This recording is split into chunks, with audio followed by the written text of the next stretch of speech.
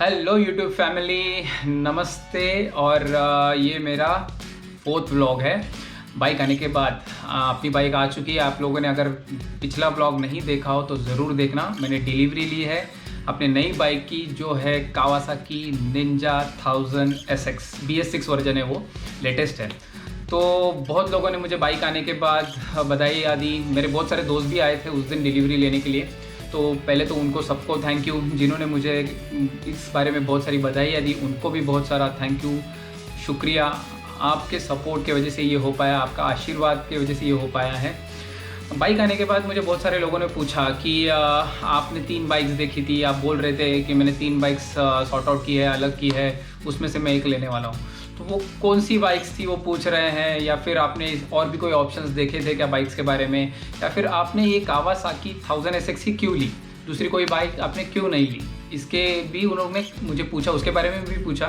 तो उसके अलग अलग कारण हैं। तो मैं आपको शुरुआत से बताता हूँ कि मेरी पहली बाइक कौन सी थी, फिर मैंने उसको क्यों बेचा, उसके बाद मैं कौन सी बाइक मैंने बुक की, उसके बाद वो क्यों कैंसिल की, वो सब बताता हूँ। तो सबसे पहली बात तो मेरे पास पहले थी यामाहा की R3, जो 320 सीसी की एक मिडल वेट या फिर आप बोल सकते हो एक छोटी सुपर बाइक थी। बहुत अच्छी बाइक थी। आप जानते ही है यामाहा का नाम उतना ही अच्छा है, आप उसके बारे में जानते ही हो। यामाहा की कोई भी गाड़ी में कोई भी प्रॉब्लम नहीं आती है। तो R3 जो थी, जो मैंने ली थी, वो मेरी फर्स्ट सुपर बाइक थी। सुपर बाइक यानी 320 सीसी में ट्विन सिलेंडर वाली बाइक थी वो, और उसने मुझे बहुत अच्छा साथ दिया। मैंने 5 साल उसको यूज़ किया, बहुत अच्छा साथ दिया, कभी भी मुझे कोई इशू नहीं हुआ उस गाड़ी में। और पर उसके बाद एक वक्त आता है कि आपको लगता है कि आपको थोड़ा सा अपग्रेड करना चाहिए, और उसके लिए फिर मैंने अपग्रेड करने का सोचा। तो अब R3 बेचना है, 320 सीसी बाइक बेचनी है, तो फिर अब कौन सी लेनी है, तो ये दिमाग में शुरू हो गया। तो कौन सी बाइक लेनी है, तो पर पहले मेरे दिमाग में आया कि चलो मैं अपग्रेड करके एक 650 सीसी लेता हूँ, क्योंकि हर एक बाइकर का एक फॉर्मेट होता है अपग्रेड करने का। तो पहले वो 300 सीसी लेता है, फिर 650 लेता है, और फिर वो धीरे धीरे 1000 सीसी पे जाता है। तो इसमें मैं एक बात बताना चाहूँगा कि I am a sports bike lover. मुझे नेकेड बाइक्स या फिर ज़्यादा एडवेंचर बाइक्स में उतना इंटरेस्ट नहीं था। तो मुझे एक स्पोर्ट्स फुल फेयर्ड बाइक लेनी थी। तो जैसे कि मेरी यामाहा R3 भी सेम थी, स्पोर्ट्स थी बाइक, विद फुल फेयरिंग वाली थी। तो मुझे वैसी एक बाइक लेनी थी अपग्रेड करके। तो पहली नज़र में मुझे 650 सीसी अगर मैंने सोचा, तो 650 सीसी में अपने यहाँ पे इंडिया में बहुत ऑप्शन कम है। अपने पास सिर्फ 2 ही ऑप्शंस आते हैं। वो है एक तो कावासाकी की निंजा 650R, और एक दूसरी आती है होंडा CBR 650R। तो निंजा 650 ऑलमोस्ट मुझे पावर के, जब मैंने चला के देखी फर्स्ट टाइम, तो मुझे पावर ऑलमोस्ट सेम लगी R3 के हिसाब से। यामाहा R3 में जितनी पावर है उससे थोड़ी ज़्यादा है, नो डाउट, बट मुझे ऑलमोस्ट सेम लगी। तो मुझे वो मज़ा नहीं आ रहा था बाइक चलाने में। तो फिर मैंने सोचा कि क्या करूँ। मैंने ऑलमोस्ट उसको बुक की थी, ये भी बात मैं बताऊँगा। 650 सीसी मैंने बुक, उसको चलाने के बाद एक बार मुझे मज़ा नहीं आया, तो फिर मैंने वो बाइक स्ट्रेट अवे कैंसिल कर दी। और तब तक फिर लॉकडाउन शुरू हो गया, फिर मुझे ज़्यादा बाइक्स के ऑप्शंस नहीं मिले। फिर कंपनीज़ ने भी बाइक लॉन्च करना बंद कर दिया था, क्योंकि लॉकडाउन की वजह से सारी शोरूम्स बंद थे, तो बाइक लॉन्च करने का भी उनको कोई फ़ायदा नहीं था। तो फिर 3 महीना वेट किया। 3 महीने के बाद फिर धीरे धीरे एक एक बाइक लॉन्च होने लगी। तो फिर 650 के बारे में सोचने के बारे में मैं बताऊँगा कि मैंने होंडा के बारे में भी सोचा था, होंडा 650 CBR। तो वो बाइक बहुत अच्छी बाइक है। मैं होंडा से गुजारिश करूंगा कि वो अपनी बाइक को जल्द से जल्द लाए मार्केट में। बहुत सारे लोग उसका वेट कर रहे हैं, पर आपके पास वो बाइक आप मार्केट में ला नहीं रहे, आप लॉन्च नहीं कर रहे हैं। मैं खुद उस बाइक का वेट कर रहा हूँ। गए लास्ट 6 से 7 महीने की वो बाइक आएगी और मैं उसको ले लूँगा, पर अभी तक उसका कोई नामो निशान नहीं है। पता नहीं क्यों होंडा ऐसे कर रही है, बट बहुत अच्छी बाइक है वो। 650 सीसी में 4 सिलेंडर बाइक मिल रही है आपको। पावर भी अच्छा खासा है, लुक्स ऑसम है। लुक्स होंडा CBR 650 का बहुत ही ज़बरदस्त है, पर वो बाइक मार्केट में अभी तक होंडा ने लॉन्च नहीं की है। कारण पता नहीं, ये होंडा वाले ही जानते हो। मैंने बहुत सारे उनको कांटेक्ट करने की कोशिश किया, पर कुछ जवाब नहीं मिला प्रॉपर। फिर उसके बाद मैंने होंडा पे दिमाग से निकाल दिया कि ये तो आने वाली नहीं है, और मेरे पास, मैंने बाइक बेच दी अपनी R3, तो मेरे पास कोई बाइक नहीं थी। तो मैं एकदम से फंस गया। अभी 4 महीने कोई बाइक नहीं, कहीं आना जाना नहीं, या फिर बिना बाइक के आपको एक बार आदत पड़ जाती है ना बाइक की, तो आप उसके बिना रह नहीं पाते।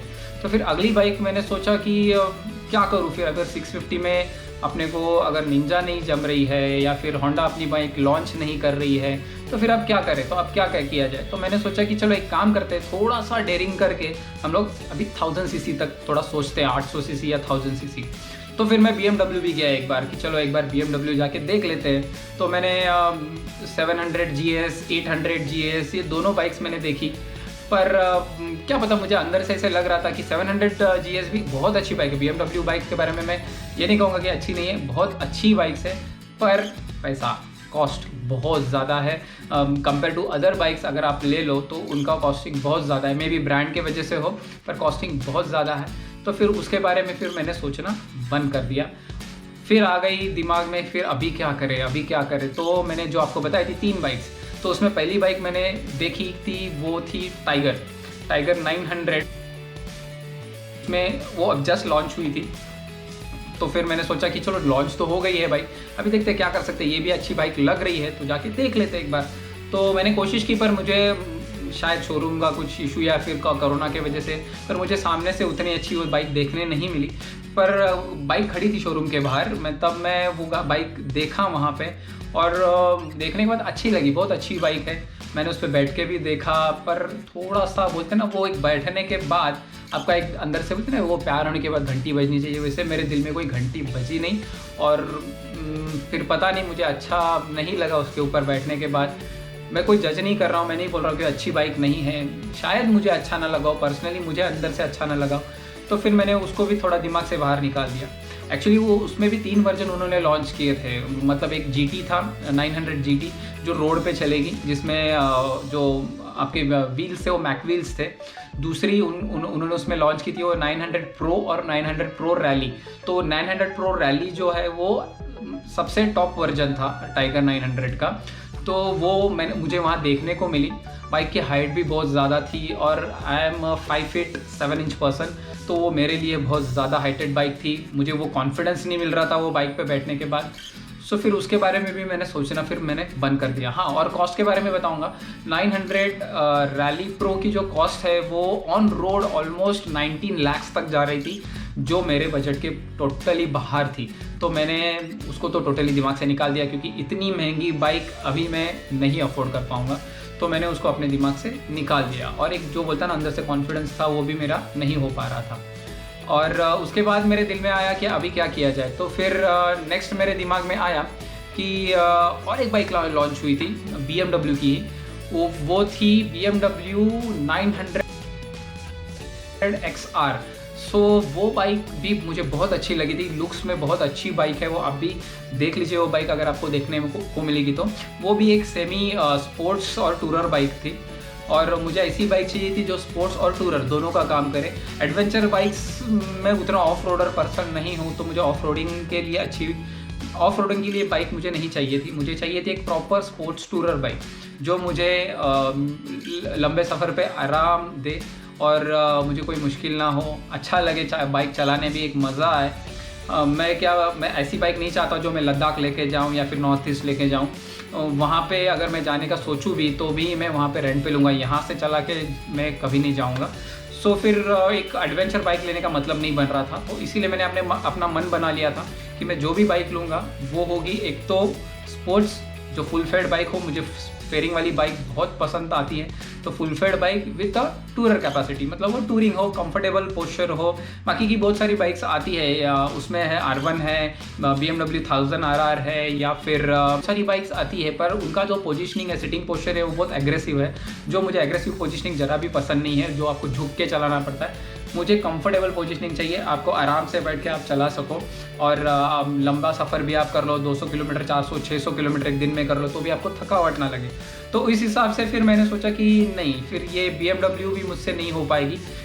कंफर्टेबल है, no issue, BMW is a sports tourer, proper sports tourer bike. But फिर वही इशू आ गया BMW के बारे में कि उसका बजट BMW का जा रहा था ऑलमोस्ट XR का ऑलमोस्ट 14 से 15 लाख, जो एक ट्विन सिलेंडर बाइक है, 900 सीसी की ट्विन सिलेंडर बाइक। तो मैंने सोचा यार 900 सीसी में अगर ट्विन सिलेंडर बाइक 14-15 लाख में लेनी है, तो फिर इससे अच्छा क्यों ना मैं एक 1000 सीसी ले लूँ जो मुझे 4 सिलेंडर मिले और उससे भी कम दाम में मिले, और तब तक अपनी या कावासाकी निंजा 1000 SX लॉन्च हो चुकी थी। तो मैंने सोचा एक बार इसको लुक दे देते, देखते हैं ये कैसी बाइक है। अगर दिखने में तो मैंने फ़ोटोज़ में देखी थी, वीडियोज़ में भी देखी थे, तो बहुत अच्छी लग रही थी। मुझे लगा कि चलो अभी इसके बारे में थोड़ा सा रिसर्च करते हैं। तो मैंने वो बाइक देखी, मैंने बहुत सारे यूट्यूब पे भी वीडियोज़ देखे, लोगों का उसके बारे में रिव्यू भी अच्छा था। तो यूरोपियन मार्केट में तो पहले लॉन्च हो चुकी थी, तो मैंने सोचा कि चलो एक बार देख लेते हैं। तो मैं और मेरे वैसे भी जो मैंने 650 जो कैंसिल की थी उसके पैसे मेरे पहले ही शोरूम में थे, वैसे ही थे, वो मैंने वापस नहीं लिए थे। तो फिर मैंने सोचा चलो एक बार जाके देख लेते हैं कावासाकी शोरूम। तो मैं चला गया और मैंने देखा वो बाइक, और जैसे ही मैं उसके सामने आया तो बोलते ना लव एट फर्स्ट साइट, वो मुझे देखते ही वो बाइक के ऊपर हो गया लव एट फर्स्ट साइट। तो फिर मैंने उस बाइक पे मैंने वो बाइक पे बैठ के देखा, मैंने थोड़ा सा फील किया कि कैसे लग रही है, मेरी हाइट प्रॉपर हो रही है या नहीं।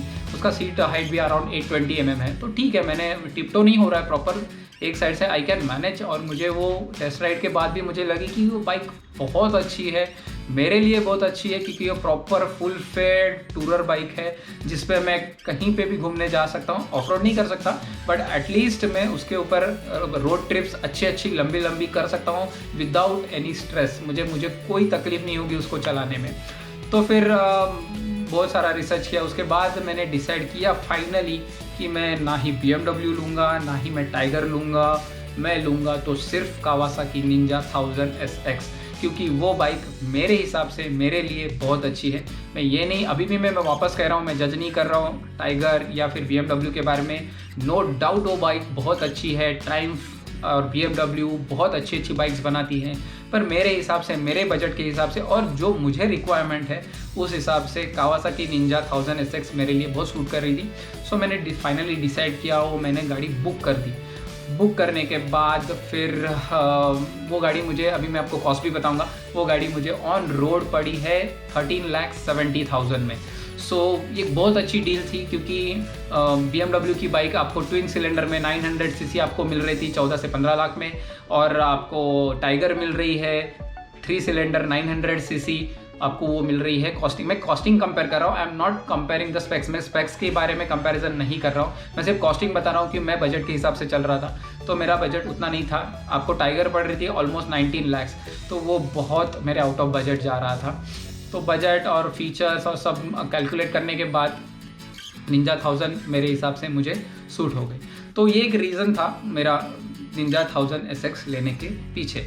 अगर आपको फिर भी लगता है कि नहीं आपने गलत डिसीजन लिया या वो, तो ऐसा नहीं है। देखो, मैंने बहुत सोचने के बाद, बहुत रिसर्च के बाद ये डिसीजन लिया है। बहुत लोगों ने मुझे सजेशन दिया था कि एक ही बार ले रहा है तो अच्छी ले, टाइगर बहुत फेमस है, ऐसा है वैसा है, या फिर BMW ले, ब्रांड है।